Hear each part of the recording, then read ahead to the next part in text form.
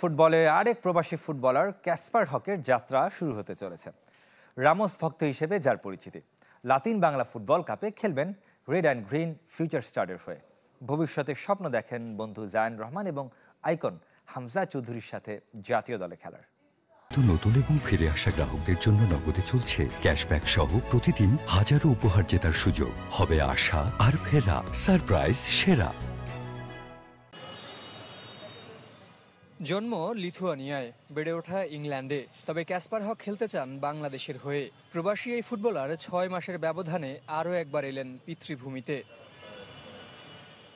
জুনে ঢাকায় দিয়ে গেছেন বাফুফের অনূর্ধ্ব 23 দলের ট্রায়াল, তবে পাসপোর্ট না থাকায় খেলা হয়নি। গেল মাসে সে জটিলতা কেটেছে। জুনে ট্রায়ালে অংশ নিয়েছিলাম, কিন্তু পাসপোর্ট না থাকায় খেলা হয়নি। এখন তা আছে। বাংলাদেশের হয়ে খেলতে আমি মুখিয়ে আছি।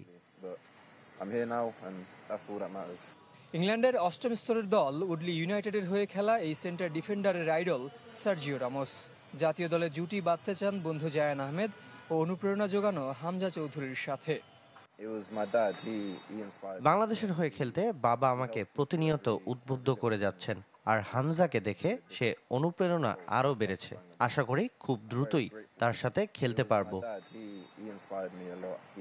নিজেকে প্রমাণে লাতিন বাংলা সুপার কাপ সুযোগ ক্যাসপারের জন্য। টুর্নামেন্টে ব্রাজিল ও আর্জেন্টিনার ক্লাবের বিপক্ষে বাংলাদেশের রেড অ্যান্ড গ্রিন ফিউচার স্টারের হয়ে খেলবেন এই দীর্ঘদেহী ডিফেন্ডার, যে দলে আছেন আরও 3 প্রবাসী তরুণ। জানি নিজেকে প্রমাণের এটা একটা সুযোগ। এই টুর্নামেন্ট খেলতে আমি মুখিয়ে আছি, সর্বোচ্চটা দিতে আমি প্রস্তুত। ক্যাসপারের বাবা এহসানুল হক বাংলাদেশি আর মা লিথুয়ানিয়ান। সময় স্বল্পতায় এবার পিতৃভূমি সাভারে যাওয়া হবে না তার। জহির সাগর, চ্যানেল 24, ঢাকা।